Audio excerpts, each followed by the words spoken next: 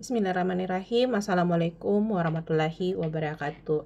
Jadi pada kesempatan kali ini kita akan membahas sebuah isu yang berjudul Advanced Glycation and Product. Jadi biasa kita singkat dengan AGE. Jadi ini adalah sebuah molekul yang muncul akibat dari reaksi antara protein dan glukosa. Jadi AGE ini bisa terbentuk di dalam tubuh kita ya, akibat kita kebanyakan memiliki kadar gula darah dan kemudian ini bisa menjalar kemana-mana. Dan juga bisa terbentuk dari makanan. Jadi dari makanan molekul AGE ini dipicu oleh adanya reaksi pada proses masakan atau pengolahan. Jadi molekul AGE ini muncul akibat sebuah bahan makanan yang memiliki protein terpapar oleh panas yang terlalu tinggi dan kemudian akan mentransferkan atau memicu reaksi yang memicu reaksi yang mentransferkan antara glukosa dan protein. Inilah yang akan membuat molekul AGE ini. Jadi molekul ini cukup sangat berbahaya ya, karena kenapa? Karena kalau di dalam tubuh bisa merusak beberapa jaringan. Jadi ini sebenarnya perantara antara diabetes dan beberapa komplikasi yang berkaitan dengan diabetes. Jadi akan mengganggu, akan mengakibatkan kerusakan ginjal, saraf, atau penglihatan. Jadi AGE ini sebenarnya bisa kita tekan dengan cara apa? Dengan cara melakukan pengolahan yang baik atau mengkonsumsi berbagai jenis makanan yang beragam. Jadi pada kesempatan ini kita akan mempelajari beberapa hal di dalam kaitannya dengan molekul AGE ini.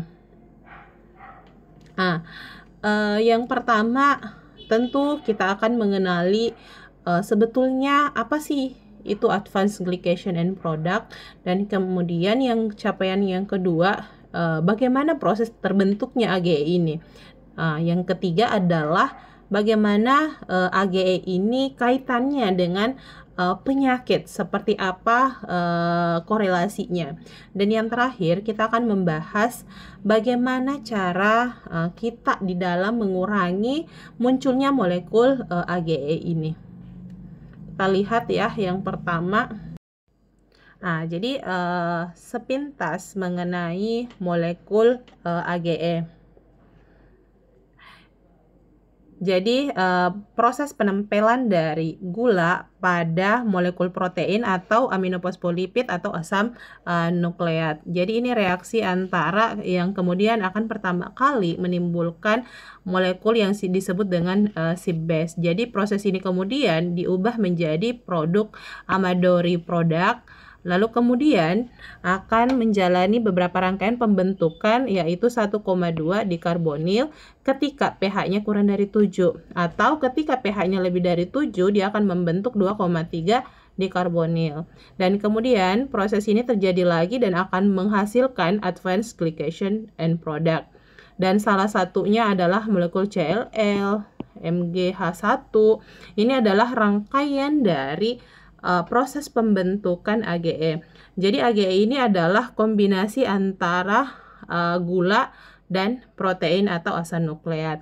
Dan glycation and product ini kemudian berdampak pada kesehatan kita. Jadi ini adalah sebuah proses, kalau kita melihat komponennya, ini adalah kombinasi antara protein dan gula yang biasa kita temukan juga di dalam tubuh. Jadi biasanya kalau kita menangani orang DM, itu ada nilai HbA1-nya, C-nya ya. Biasanya kan ada tuh pemeriksaan kalau orang didiagnosa mengalami diabetes, itu memiliki kadar yang disebut dengan HbA1c. Ini merupakan penempelan antara molekul glukosa pada hemoglobin. Jadi molekul protein apapun ini bisa sebagian besar bisa berikatan ya dengan kondisi tertentu. Dan ini akan membentuk AGE ini. Jadi ini bisa menempel pada jaringan, organ, dan sebagainya, dan memiliki dampak pada beberapa jaringan. Nah, ini adalah secara umum bagaimana ikatan antara glukosa dan juga molekul protein. Jadi di sini molekul organik ya, yang dimulai dari non kovalen dan kemudian akan membentuk ikatan yang lebih kuat lagi, sehingga nantinya akan merubah molekul tersebut karena kenapa? Ada penambahan dari gugus glukosa atau gula di dalamnya. Jadi advanced glycan ini namanya glycated. Jadi ada penambahan glukosa atau biasa kita sebut dengan proses glikasi ya, dan ini akan menempel pada molekul protein. Nah, kita coba lihat lagi bagaimana AGE ini kita temukan di dalam makanan. Jadi pada bahan makanan itu terdapat molekul AGE dan bisa meningkat dalam proses pemasakan. Jadi apabila kita memasak ini sangat mempengaruhi molekul atau jumlah dari munculnya AGE ini. Jadi pemasakan pada suhu tinggi atau kelembaban yang rendah seperti menggoreng, membakar, memanggang, ini nanti akan menghasilkan lebih banyak AGE. Dan di AGE ini terdapat pada bahan makanan yang molekul ini juga terakumulasi di dalam tubuh ketika kita sering mengkonsumsi makanan di sini. Jadi mengkonsumsi bahan makanan atau produk makanan yang mengalami pengolahan dengan cara pemasakan dengan temperatur tinggi atau dipanggang atau dibakar, ini kemudian akan meningkatkan jumlah adanya AGE yang secara signifikan pada makanan. Jadi kita lihat ya, ada beberapa studi yang ada beberapa studi yang menjelaskan bagaimana AGE ini di dalam makanan. Jadi dari yang mentah direbus, jadi ada sedikit peningkatan, lalu ditumis, ada peningkatan yang lebih banyak lagi, dipanggang dan akhirnya di fried. Jadi peningkatan sungguh sangat tinggi ya, beberapa kali lipat adanya peningkatan AGE ini pada bahan makanan yang mengalami di fried dan akan berdampak pada jumlah AGE yang lebih tinggi. Jadi dalam proses pengolahannya.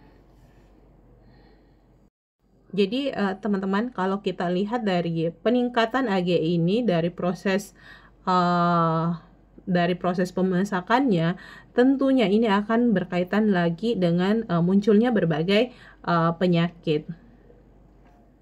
Jadi kalau kita makan makanan yang digoreng, ini kan berdampak sekali pada kesehatan ya. Jadi sebagian teori menunjukkan bahwa ini nanti kan akan membentuk adanya radikal bebas atau adanya terbentuknya yang namanya ROS. Jadi ini akan membuat teroksidasi pada lemak dan kemudian akan masuk ke dalam tubuh dan itu akan merusak. Jadi ada juga beberapa molekul AGE ini masuk dari makanan akibat dari proses pengolahan juga. Jadi kadang pada hari ini akan sulit ya, banyak yang membahas terkait dengan proses terbentuknya AGE ini. Jadi AGE sebetulnya kan pada prinsipnya dia adalah glikasi atau pembentukan glukosa. Jadi di dalam daging atau otot itu kan misalnya mengandung glikogen ya, atau gula yang terdapat di dalam otot dan akan bereaksi dengan protein. Jadi pada makanan mentah itu tidak banyak reaksinya. Jadi seiring dengan peningkatan dari suhu atau temperatur masakan, terjadi pula interaksi yang gula dengan protein ini. Dan tentu ya akan masuk ke dalam tubuh, terserap dan menimbulkan berbagai masalah kesehatan.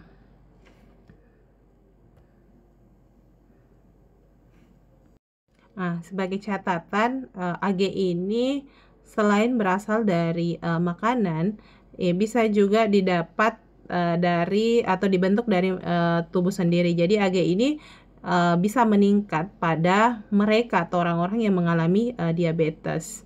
Jadi alasannya kenapa? Jadi pada orang DM itu terjadi peningkatan kadar gula darah di dalam tubuhnya. Jadi pembentukan molekul Ag ini sebagai dampak akibat dari obesitas atau diabetes. Dan diketahui juga dari beberapa kasus orang obesitas ini ada hubungannya dengan molekul Age. Jadi ada beberapa teori ya, fokusnya pada kadar gula atau gula yang tinggi di dalam darah dan akan meningkatkan kemungkinan mengalami pembentukan Age.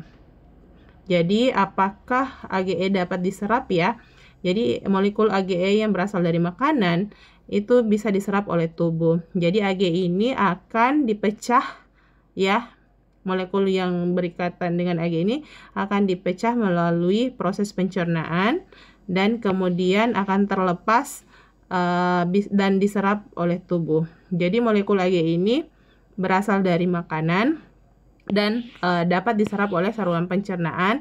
Lalu di dalam tubuh sebagian akan dibuang, sebagian lagi terserap dan terakumulasi di jaringan. Jadi diperkirakan ada 10-30% dari Ag ini yang berasal dari makanan dan kemudian masuk ke dalam tubuh.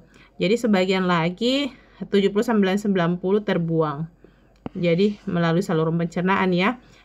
Jadi 10-30 yang terserap. Dan di dalam tubuh pun ini akan bisa membuangnya lagi nih. Dan bisa juga terakumulasi di dalam jaringan. Dan ini akan berdampak pada kejadian penyakit adanya penumpukan molekul Age di dalam jaringan. Dan akibat konsumsi Ag yang berlebihan pada makanan. Nah, lalu pertanyaannya bagaimana sih Ag ini terakumulasi dan berdampak pada tubuh kita. Jadi secara umum ada beberapa mekanisme yang berusaha untuk dijawab oleh peneliti ya. Salah satunya adalah bahwa Ag ini berdampak pada kejadian peradangan, gangguan pada kematian sel dan memicu proliferasi atau perbanyakan sel, dan beberapa komponen ini akan mengarah pada kejadian kanker. Bagaimana secara mekanismenya ya? Jadi awalnya molekul Ag ini berikatan dengan rage, reseptor Ag. Rage ini akan menerima Age dan akan meneruskan sinyalnya. Jadi bukan Age semata-mata yang merusak, tetapi Age ini mampu memicu reseptor Ag atau rage. Jadi rage yang terpicu akan mengaktifkan dua komponen, yaitu dia akan mengaktifkan aktivitas dari NADPH oksidase dan mitokondria, dan kedua ini akan menginduksi atau pelepasan dari ROS atau reaksi radikal bebas. Jadi ROS ini kan radikal bebas ya.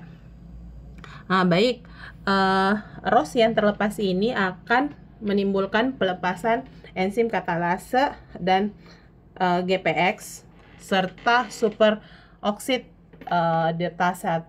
Jadi ketiga ini meningkat dengan adanya radikal bebas, dan kemudian untuk menekan radikal bebas ini, kalau jumlah dari enzim-enzim ini cukup di dalam tubuh, maka kita bisa menekan aktivitas dari Age ini dan dapat merusak jaringan di dalam tubuh kita. Tapi kalau tidak, maka akan menimbulkan pelepasan dari molekul yang teroksidasi. Jadi oksigen spesies, dan pada akhirnya akan menyebabkan proses peningkatan peradangan. Jadi ROS yang berlebihan ini akan dideteksi oleh tubuh melalui beberapa sinyal-sinyal molekul seperti NPFKB. Jadi ROS ini akan mengaktifkan beberapa gen atau beberapa sinyal molekul seperti beberapa sinyal ya yang akan berdampak pada peningkatan pada pelepasan molekul peradangan atau yang biasa kita sebut dengan NFKB, dan ini yang akan mengaktifkan beberapa sinyal peradangan. Jadi sinyal peradangan ini kan terbagi lagi nih, ada yang disebut dengan IL-6, TNF-A, IL-10. Jadi itu ini kemudian akan memicu peradangan. Jadi bagaimana RAG ini akan mengaktifkan RAG ini kan. Jadi menginduksi proses pelepasan ROS karena dia akan menginduksi mitokondria dan menginduksi pelepasan ROS ini, dan kemudian akan berdampak pada peradangan. Jadi peradangan terbentuk ada yang disebut dengan apoptosis atau inflamasi dan proliferasi. Jadi beberapa enzim ini seperti katalase ini juga akan bagian dari mekanisme peran dari AGE dalam pembentukan masalah atau berupa peradangan berupa apoptosis dan proliferasi. Jadi bagaimana mekanismenya? Kita coba lihat lagi ya. Oke, kita lanjutkan ya, bagaimana mekanisme RAG bisa masuk di dalam tubuh kita, atau bisa melalui aliran darah tentunya. Jadi molekul AGE ini beredar di dalam darah. Kalau dia kalau dia beredar di dalam darah, dia akan bereaksi dengan beberapa molekul. Kalau dia di pembuluh darah menempel, ini akan mengaktifkan RAG yang ada di dalam pembuluh darah dan akan menyebabkan beberapa gangguan seperti proliferasi endotel, peradangan, atau kemampuan untuk menyaring kombinasi antara aliran darah dan jaringan di luarnya. Jadi RAG ini atau AG ini juga bisa berinteraksi pada permukaan sel kita ya. Jadi di luar dari pembuluh darah. Jadi ada gangguan di pembuluh darah dan akan mengganggu aliran darah dan pembuluh darah, dan akan berdampak pada aterosklerosis. Dan AG ini juga bisa masuk ke sel-sel di luar dari pembuluh darah kita, dan ini akan menyebabkan adanya beberapa vaskuler ya. Jadi kerusakan yang terjadi ini pada otot halus di sekitar pembuluh darah. Jadi ini adalah dampak dari RAG dan AGE pada pembuluh darah dan sistem kardiovaskular.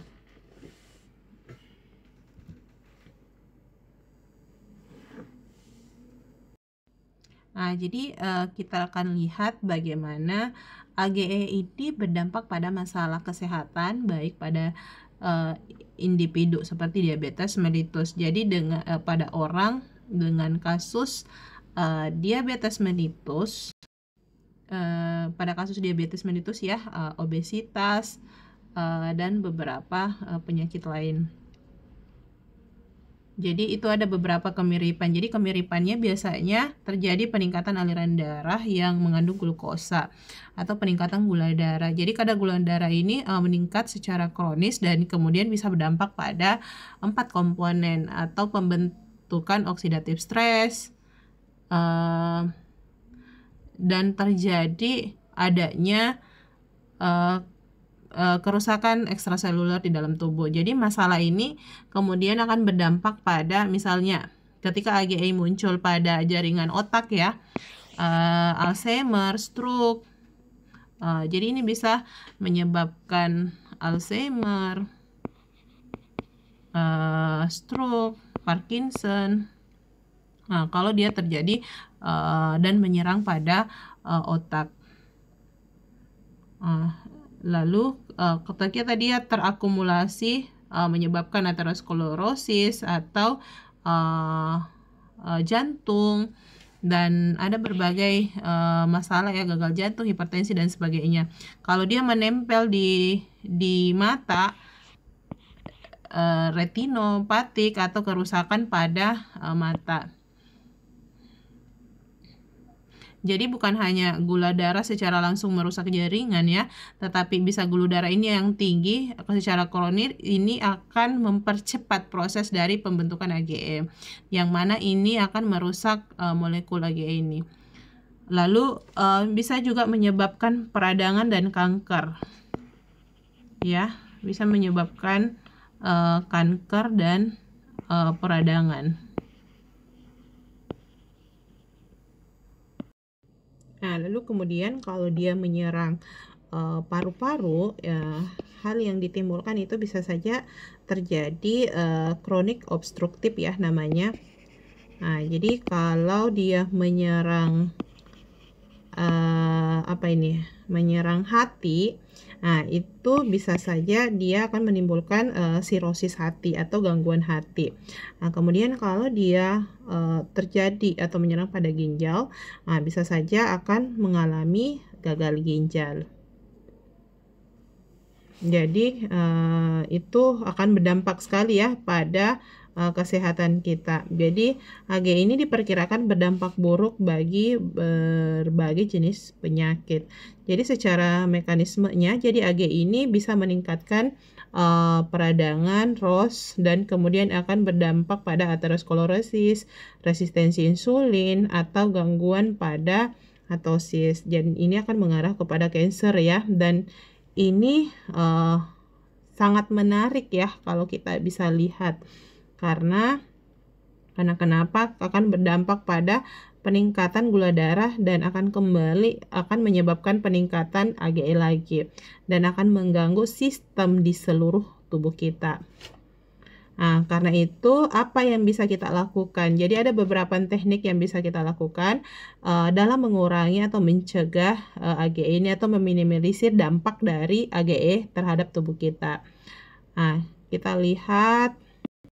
Oke, jadi teman-teman sekali lagi ya, bahwa di dalam pembentukan AGE ini akan berdampak pada kesehatan, terutama pada aterosklerosis, resisten insulin, kemudian apoptosis regulation. Ini adalah akibat yang ditimbulkan dari molekul AGE ini.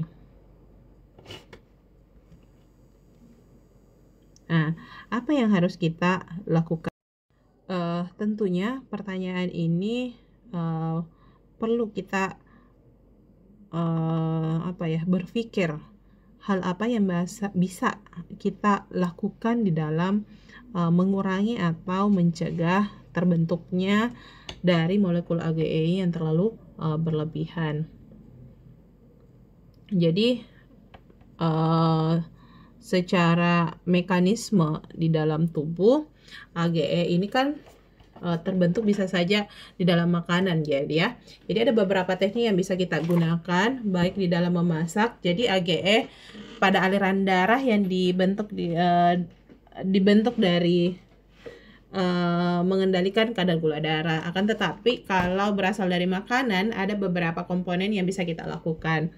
Yang pertama adalah mengendalikan proses pengolahannya. Jadi bagaimana kita memasak bisa mengurangi dari kadar AGE di dalam makanan.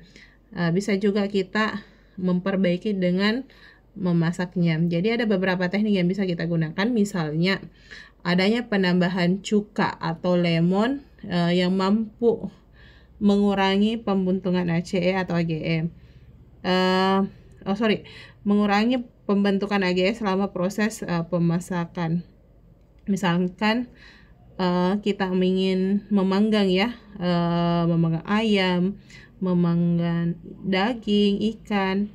Nah, kita bisa perendaman dengan lemon. Jadi dikatakan bahwa dalam studi ini mampu mengurangi proses pembentukan AGE di dalam proses masakan. Lalu AGE ini juga sekali lagi bagaimana prosesnya dalam menurunkan AGE bisa dilakukan dengan mengkonsumsi beberapa bahan makanan atau komponen bioaktif di dalam makanan. Jadi kita coba lihat ya komponen tersebut.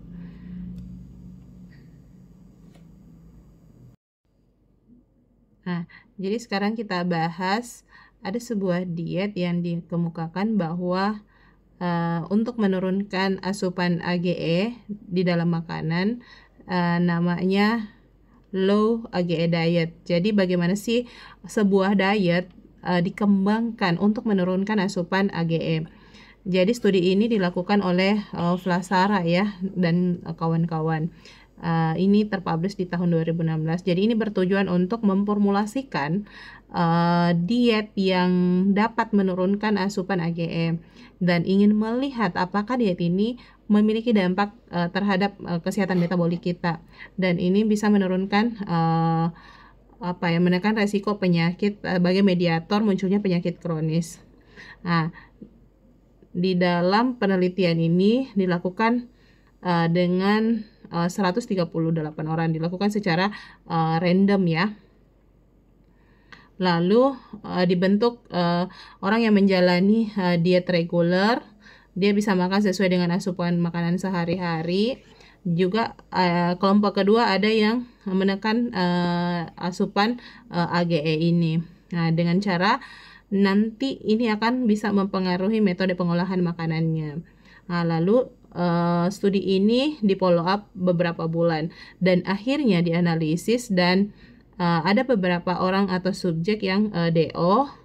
Kemudian di dalam penelitian ini dilihat apa sih efek dari pemberian diet rendah AGE terhadap kesehatannya. Jadi kita lihat dulu ya bagaimana diet ini dilakukan.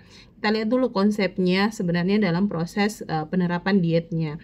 Nah, ini adalah contoh menu yang didesain berdasarkan AGE. Jadi ada diet AGE biasa, ada diet yang low AGE. Nah, kalau kita lihat secara menu atau secara jumlah atau bahan makanan yang diberikan ini, kedua jenis menu ini memiliki nilai gizi yang serupa ya, akan tetapi memiliki AGE yang berbeda karena ada beberapa jenis makanan yang diolah dengan cara menurunkan AGE. Sebagai contoh nih, pada sarapan ya, digunakan telur goreng. Telur goreng ini kan mengandung AGE sekitar 1000 lebih ya, sedangkan kalau direbus dia hanya 75. Jadi sehingga dalam konteks ini menggunakan telur rebus ya sebagai diet rendah AGE. Jadi subjek diminta untuk tidak menggoreng tetapi merebusnya. Dan yang kemudian tetap bisa makan yang sama ya.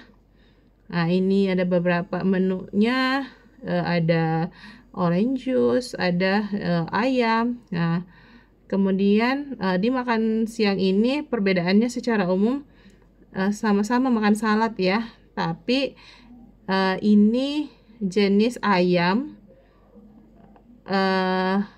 ada yang di grill, sama-sama ada sebetulnya, ada yang di grill. Yang kalau di grill ini lebih tinggi AGE-nya daripada di deep poach. Nah, kemudian ini adalah makanan yang lain. Ini ada aja sama green salad, kesar, sama semua bahannya. Tapi yang membedakan adalah proses mengolah lauknya ya. Nah, kemudian makan malamnya kita lihat ada grill steak. Pasti ini lebih tinggi AGE-nya. Kemudian dia di beef stew. Hasil akhirnya nanti diet rendah AGE ini tentunya ditemukan bahwa hasilnya pada responden atau sampelnya itu memiliki kadar AGE yang cukup rendah pada mereka yang menjalani diet ini.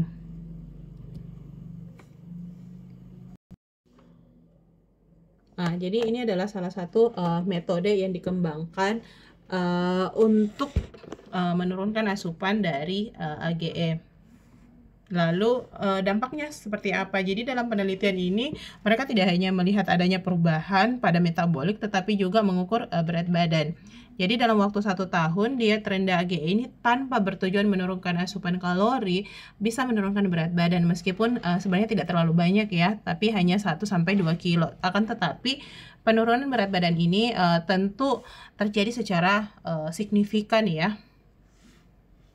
Dan ini lingkar pinggang tentu paling terasa. Jadi berkurang hingga 2 cm.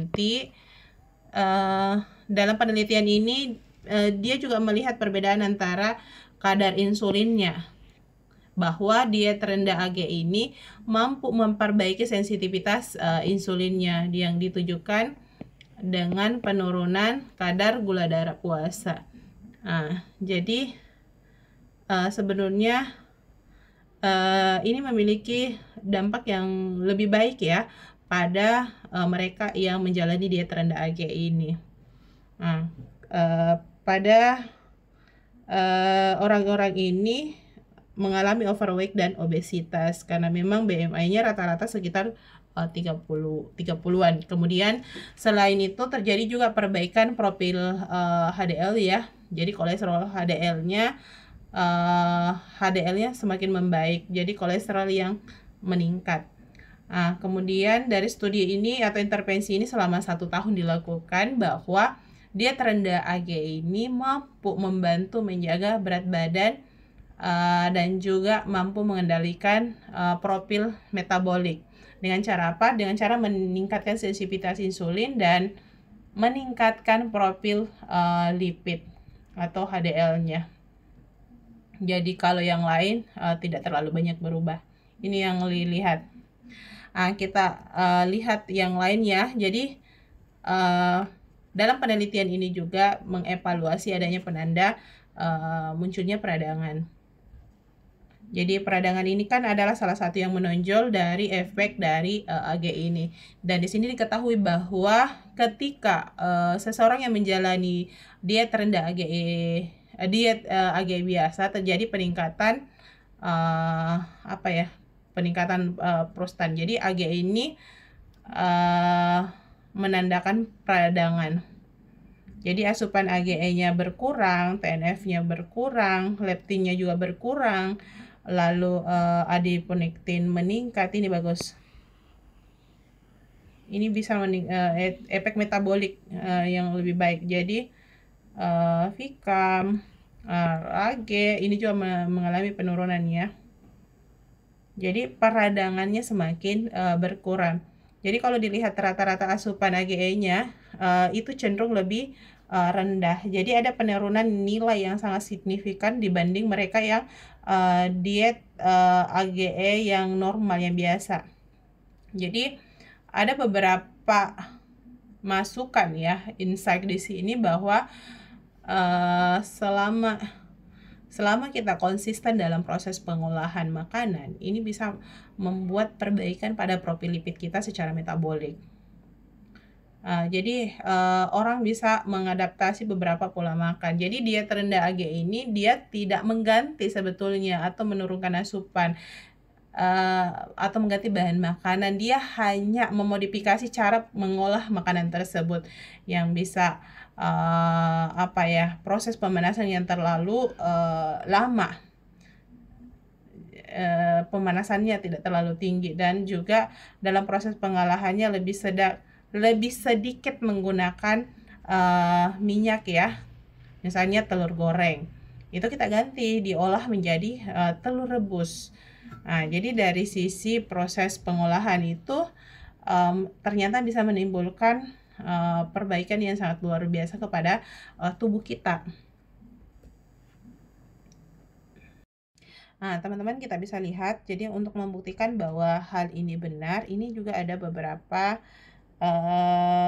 meta-analisis ya yang dilakukan dalam beberapa tahun terakhir. Jadi tujuan dalam meta-analisis ini adalah mengumpulkan data mengenai randomized control trial yang menggunakan diet rendah AGE. Jadi seperti yang disampaikan bahwa diet rendah AGE ini dalam proses pengolahannya dimodifikasi sehingga ini asupan AGE-nya semakin berkurang. Jadi meskipun AGE bisa terbentuk oleh tubuh ya, tetapi dengan cara menurunkan asupan AGE dengan diet rendah AGE, pada penelitian ini menunjukkan bahwa dengan dari 560 orang yang menjalani diet, terjadi penurunan tumor necrosis faktor. Jadi ini beberapa ya, vascular cell ini mengalami penurunan. Jadi isoprostan, leptin, kadar AGE-nya di dalam darah, serta rage-nya. Jadi reseptor AGE-nya juga berkurang. Dan yang menarik ini, diet ini dapat meningkatkan produksi dari adiponektin dan sirtuin 1. Jadi ini adalah molekul yang berdampak baik terhadap kesehatan tubuh kita. Dan kita juga perlu melihat ya yang lainnya dari sisi yang lain. Nah, kalau kita lihat di sini, dia terendah AGE ini munculnya hasil evaluasi dari kadar AGE di dalam makanan. Jadi ada sebenarnya datanya ya, dan ini sekali lagi bahwa dasar bagaimana cara kita mengendalikan asupan AGE ini. Misalkan daging sapi ya, daripada di roasting lebih baik kita di stew. Atau pada ayam misalkan, ada yang di roast, ada di pan fryer, digoreng dengan minyak yang sedikit ya, itu memiliki atau menghasilkan AGE yang lebih sedikit ketimbang menggunakan minyak yang lebih banyak. Bisa sangat signifikan ya. Jadi dari proses pengolahan ini terhadap kadar AGE. Kalau kita hanya merebus kentang misalkan, itu kan hanya menghasilkan beberapa AGE yang cukup rendah ya. 17 misalkan. Nah, ini kalau di roasted ini 45. Nah, ini menghasilkan 218 AGE. Nah, kalau dia price ini jauh lebih tinggi kandungan AGE di dalamnya. Nah, ini adalah dampak dari kandungan AGE di dalam bahan makanan dengan cara pengolahannya ya. Beberapa pengolahan yang berbeda tentu menghasilkan jumlah AGE yang berbeda pula.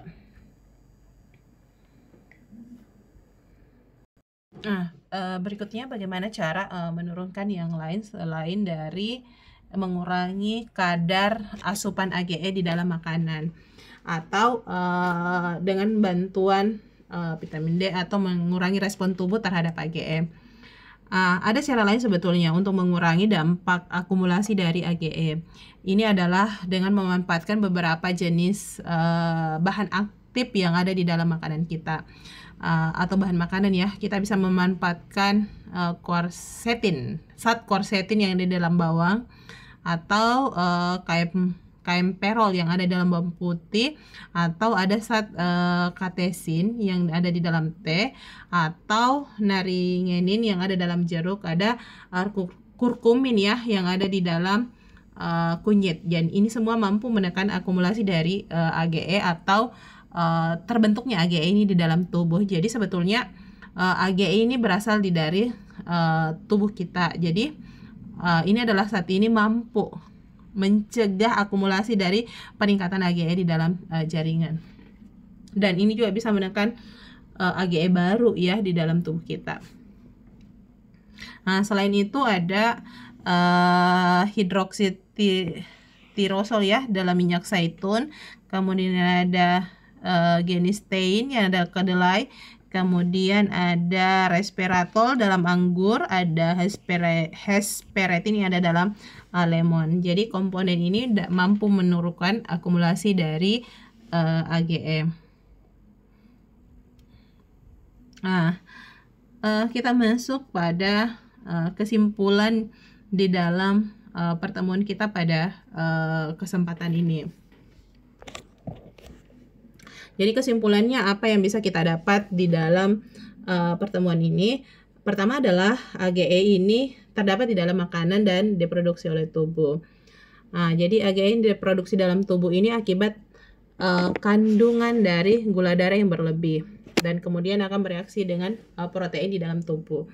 Tapi AGE ini juga bisa berasal dari makanan. Jadi ada yang berasal dari akibat dari proses pemanasan dengan suhu tinggi yang berlebihan dan dalam jangka waktu yang lama. Kemudian AGE juga dapat meningkatkan resiko penyakit tidak menular atau melalui proses inflamasi. Kemudian AGE ini berdampak pada kesehatan karena di dalam proses peradangan tersebut AGE ini dapat mengaktifkan RAG atau RAG tadi ya, yang mana RAG ini akan meningkatkan proses pembentukan ROS dan memicu mitokondria dan beberapa oksidase. Dan dia nanti akan melepaskan beberapa ROS, dan ROS yang dilepaskan ini ketika ditangani ditanami oleh tubuh ini akan menimbulkan peradangan, dan diet rendah Ag ini dapat menekan mediator dari beberapa penyakit. Ini kesimpulan yang ketiga ya. Dan hal ini juga bisa berdampak pada kesehatan secara umum. Jadi karena kenapa bisa insulinnya berkurang, berat badan bisa berkurang akibat dari diet rendah AGE. Jadi diet rendah ini penekanannya pada variasi atau pengolahan dari makanan. Jadi bagaimana cara mengolah makanan yang nantinya mampu mengurangi jumlah AGE di dalam makanan tersebut sebagai proses efek samping dari pengolahannya. Dan terakhir, pada beberapa bahan makanan dapat menekan produksi AGE atau efek AGE di dalam tubuh kita. Ini juga bisa ya kita tekan ya dengan beberapa zat atau bahan aktif yang terkandung di dalam makanan.